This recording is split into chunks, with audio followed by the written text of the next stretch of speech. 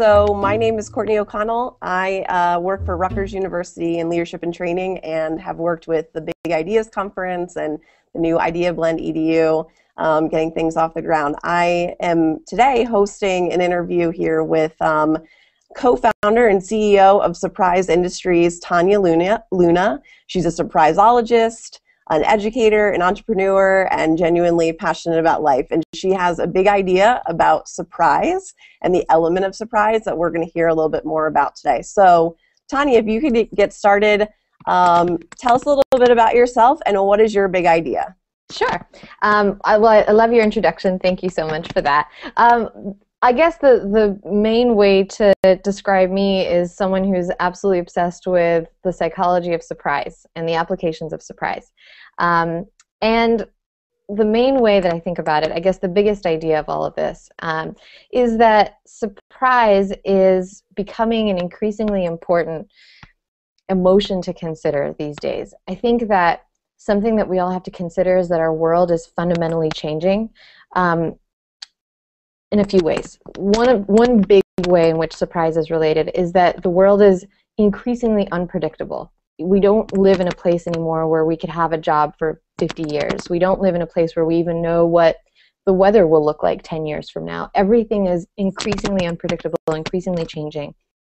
The new skill that we have to develop is the willingness to embrace surprise, to not treat change and uncertainty like it's a huge threat. Because it does feel that way. When things are uncertain, when things are unpredictable, some of us want to be control freaks and make things certain again, and some of us just want to hide under our pillows, and I get that feeling. But I think that now more than ever we have to understand how to deal with surprise in a healthy way where we actually respond to it rather than trying to push past it or hide from it. I think the other thing that we have to consider is that the world is increasingly noisy. Our attention is so fractured and pushed and pulled by millions of different things. These days, attention, I think, is like our most precious commodity. It's not even money. It's attention. I mean, look at all the businesses that are being started just off of the commodity of attention, and they're not even selling anything yet. If they can get your attention, at some point they think that they can convert that to money. So when it comes to attention, surprise is probably the most important thing to consider, because surprise is the emotion or cognitive state that's literally the experience of your attention being captured by something. You know, you've got this, like, we call it the duh face, where you're like, that literally what's happening in your brain is all of your resources are being hijacked and refocused onto the thing that surprised you. So in this new noisy, attention-starved world that we live in, I think we need to understand how surprise works so that we can engage and capture and draw people in instead of trying to be loud and repetitive and bold and colorful, because that's just not going to work anymore. And if you think about, like, I take the New York City subway system all the time, and you're sitting on the subway and it's just ads and ads and ads, and they're all trying to get my attention, but the only ones that I'm actually going to engage with and look at for a period of time are the ones that surprise me. If it's something unexpected, I'm actually going to stand up from my seat, walk over and look at that ad. So we need to understand things like that. And then the third thing that I think about when it comes to surprise is relationships. I think that this is the world of where relationships matter. We're not interacting with factories anymore. Social media has allowed us to kind of become small again and interact with people. And a genuine relationship means two things when it comes to surprise: being willing to be vulnerable and say anything, have no barrier up. You know, if you and I are having a conversation that you've had a million times and we're stuck in the same pattern, and I know what you're going to say when I say, how are you? And you know what I'm going to say. There's no relationship potential there. There's just this kind of block. We're like robots. And I think that this new world is a world of human connection in a way that requires, that demands that we're willing to say things even though we don't know how people are going to respond, ask things even though we don't know what people are going to say. And that's all about surprise. So I think the thing that I'm most passionate about is understanding how do we adapt to living in a surprising world, and how do we ourselves become producers of surprise. Oh, that's awesome. I think, and every educator can agree that attention is a hot commodity Yes. right now, and so it's great to hear that. And again, even just being in the Northeast and dealing with some of the weather patterns that we've dealt with, as when you were talking about the having to look at surprise differently and not be threatened by every surprise, I immediately thought of kind of how caught off guard we all were by Hurricane Sandy, and obviously those things are gonna be tough to deal with. But it was just it's very interesting, kind of putting your thoughts into perspective as it relates to the work that we're doing. Yeah. So I mean, with education too, it's something I could talk about forever and ever and ever as an educator. I think that our education system has to change tremendously to shift toward preparing people for this new world. If you think about the way education works now, it's very like factory driven. We're preparing people for a predictable existence that just doesn't exist. It's like we're like, yeah, you should learn this stuff, and when you learn this stuff and then you get out, you can use it in this way for this period of time. It's just not true. And like I teach at a university, students are upset. They come out of it feeling almost lied to by the system. And I feel like what we have to do as educators is you teach in surprising ways, but also equip people to live in a surprising world, and again, to be producers of surprise, to be innovative, to think outside the box. Because so much of even like testing, I hate tests the way they work now, because it's like, can you think inside my box? And why? That's a skill in some places, but a more important skill to develop, I think, is to break those patterns and not you need both. You need to know how to function within a pattern of society, but also to go outside of a pattern. That's just becoming increasingly necessary, and our systems haven't caught up yet to accommodate that, to enable that adaptation. Yeah, definitely. Help us understand surprise, because I think, when we think of surprise, we probably think of a surprise party or surprise. Yeah. And obviously it's a much deeper concept or thoughtful concept than that. And so if you could talk a little bit maybe about, just to kind of put in context, is there like an advertising example or a movie or a pop culture reference or some example out there that would kind of drive home who's using surprise in the right way and how are they using it, and drive home a little bit more about the point of surprising? Got it. Okay. All right. So maybe just to answer your first question real quick, I guess the simplest way to understand surprise is the experience of expecting something and that thing not happening. Or so it's unexpected, or the other way that psychologists talk about is it's misexpected. You expect one thing and another thing happens. So literally that's all that is. You're expecting something and you're wrong. So surprise is the cognitive experience of being wrong. And because that's so important from an evolutionary standpoint, those moments of being wrong teach us more than probably anything else in the world. The brain reacts with a lot of intensity to it. So it literally, it's not like if you picture telling someone something really surprising as they're eating, like you just picture them kind of like standing there with their fork in midair. There's this freeze response that happens. The reason that happens is because surprise is so important for our survival. So almost all cognitive resources get redirected to the point of surprise. And then there's an emotion intensification that happens. There's a desire to talk about it with others that happens. There's lots of other stuff with sort of the science of surprise. But to tie that into your next question about who's using surprise well, I think a very simple visual is Super Bowl commercials. These are the commercials that people actually tune in to watch. Like this is like my husband and I, the way we watch the Super Bowl is he watches the football and I watch the commercials. So I call him in when the game starts and he calls me in when the commercials start. This is a crazy thing if you think about it. Commercials are those things we want to mute, but not Super Bowl commercials. These are the ones we will actually go on YouTube and try to watch them again. Why? Because they surprise us. And the reason they surprise us is they set us up to expect one thing and then they do something else. And it's basically just that simple. And to our brain, that's so delightful and so engaging. It's not someone yelling at us to buy something. It's someone like pulling us in. And our brains really, really like that.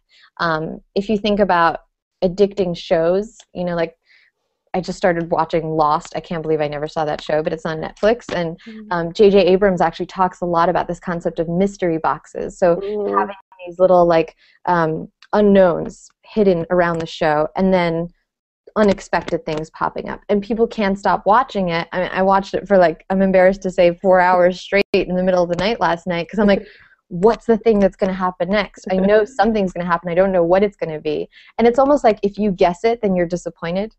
Or like The Walking Dead these days, it's all about surprise to such an extent. One of the things about the science of surprise is that when we're surprised, it creates this like cognitive burden in the brain. It's so much emotional cognitive intensity that the way that we humans relieve that is by talking about it afterwards. So when we're surprised, we want to share that. And the interesting thing about The Walking Dead is that there's a show that comes on right next to it, right afterwards, called The Talking Dead. And it's literally just a whole other hour of people talking about how surprised they were. I mean, that's brilliant. It's not only making money off your show, you're also making money off of people wanting to talk about your show. So things like that. Does that answer your question? Like basically totally. those pockets of the unexpected. And I think what's brilliant about these ads and these shows and films that have surprises in them is that we expect the surprise, we want the surprise, and yet it still manages to surprise us. And that, I think, creates the desire to share the experience with others, the desire to get more and more and more of it, and just this feeling of delight and excitement and engagement. Yeah, absolutely. No, that's super helpful. And I definitely watched Lost on Netflix, and so I can relate to the 4 hours. And you're like, what's gonna happen? I need to go to bed, but I also want to know what's in the box or whatever the heck is going on in that season. Is in our lives, it's actually the opposite of that. So we're very comfortable with it when it's on TV and we're watching other people get eaten by zombies. But when we don't know what to expect and we have mystery boxes in our own lives or in our jobs, like we work with a lot of companies that have merged, and so there's all this change that's happening. You want that on The Walking Dead. You want that on Lost. You don't want it in your office. So that's one of the things that we're really passionate about, is basically helping people reframe so they understand the value of that in their everyday lives, and the fact that sometimes it is scary and unpleasant, but there's ways to cope with that other than pushing past it or avoiding it. Yeah, that's great. I mean, without going too far in depth, because obviously we could all be bringing you in for our trainings, but can you give us a little bit as to what are some of the practical ways that you help either companies or organizations deal with change from a surprise standpoint? Well, one of the things that we do that I think is kind of most fun, that isn't immediately obvious in terms of how helpful it is we create surprise experiences. So what that means is we do almost like a census or a questionnaire for everyone on a team, a corporate team, let's say. We learn their likes and dislikes. We also learn about their team dynamic, kind of what they wish their coworkers saw or knew about them, what they wish they knew about their coworkers, what their comfort zone is, things like that. And then we select an experience for them. And this could be anything from a fire eating class to an ice sculpting workshop, some sort of hands-on, unique. It's likely that no one's ever done it before, but the twist is that no one, including the person hiring us, knows what it's going to be. So it's like you're signing up to be on Lost. It's like you're saying, we are all going to step into the unknown together in this very safe and playful and silly way. But for the brain, basically what it does is it's like exercising that surprise muscle. It's saying, okay, guys, we don't know what it's going to be. They're sending us this crazy clue and address, and we don't know what we're going to have to do, and it's definitely going to be at least a little bit outside of our comfort zone. And it's a flat hierarchy because even the CEO doesn't know what it is. So everyone from the intern to the CEO are in the same level of power in terms of information. And we're all going to step into this thing together and have fun. So that's one of the ways that we do it. And often we do like day-long or 2-day retreats where it'll be like fun surprises, and then we'll do like a vision session with a team where they talk about how they want to incorporate these things into their culture, and then more surprises. So it's what we're most passionate about is doing it in a like creating learning in an experiential way that doesn't like we don't try to beat people over the head with it. You know, we don't say you should let go of control and embrace surprise. That's not a very powerful message unless you've felt what it's like. So that's one of the main ways that we do that. That's cool. I think that gives everyone something to think about as it relates to if you wanted to do just even something as part of a student training or a staff development type thing, like simulating a surprise and then talking about it is always going to help us better when we actually do get surprised by something. So that's cool. Totally. Very cool. Totally. So we only have time for one or two more questions, and I just want to because in addition to obviously your expertise in surpriseology, I think there's another big idea there, and that's the fact that you have a passion for something and you've found a way to create an organization. You've put your ideas into action. You've found a place to kind of delve into this and in a way that actually spreads that idea further and also has become a way for you to live and work and all that. And so I'm curious if you have just advice, things that you learned along the way in terms of turning a big idea, something you're passionate about, into an action-oriented or an organization. Yeah. Wow, that's a great question. So I think a lot of it is, this is going to be strange advice, but willing to be ridiculous and do things that everyone think are a bad idea. And this is such a tough thing because so much of the work we do is checking in with our clients and saying, are you happy? Are we meeting your needs? But it's almost impossible. If we're going to do something completely new, people are going to feel uncomfortable with it. That's the challenge of innovation, is you can do all these focus groups. Before we started the company, we spoke to so many people, and almost unanimously people said, that's cute, it's never going to work. And 4 years later, it's working. And the more we push ourselves outside of the zone of familiarity and comfort, the more successful it is. And it almost never feels easier. I wish I could say that I'm gaining this, like, I don't know, that like life is simple and I wake up in the morning, comfortable and confident, and I'm just perpetually unsure and perpetually nervous and excited and completely present in my own life, which is great, but it's also terrifying, and I'm still terrified. So I think maybe the other piece of advice is, just because you feel terrified or anxious or tense doesn't mean that you're on the wrong track. My husband once said something that really stuck with me. I was telling him at one point in the business that I felt really lost, that no pun intended around our previous conversation, but actually maybe I was onto something. But I was just saying, I feel so lost. I don't know what I'm doing. Anytime I ask people for advice, they tell me I should get out of this and get a normal job.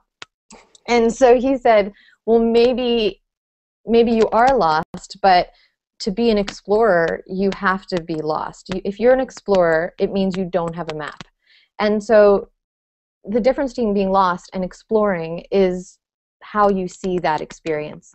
And so I think another piece of advice is just, if you're going to be an explorer, if you're going to do something new and follow your passion, which often means doing something that doesn't already exist, because let's face it, passions don't come in, little factory sealed boxes. There are these weird, unique things that are combinations of our pasts and our present experiences. And if you're going to follow that, you're going to go into some unknown, wild, overgrown terrain. And if you choose to be an explorer, it means that not having that map is the exciting part. That's the point. If you don't have a map, it means you're doing something new. So I guess that's the other piece of advice, is just to accept that experience of feeling like you don't know what the heck is happening. Because if you knew what was happening, you wouldn't be doing something new. Mm-hmm. And so that's just something that I have to remind myself of on a daily basis. It hasn't gotten easy. And maybe it will someday. But if it does get easy, then I have to start doing something new to get myself outside my comfort zone.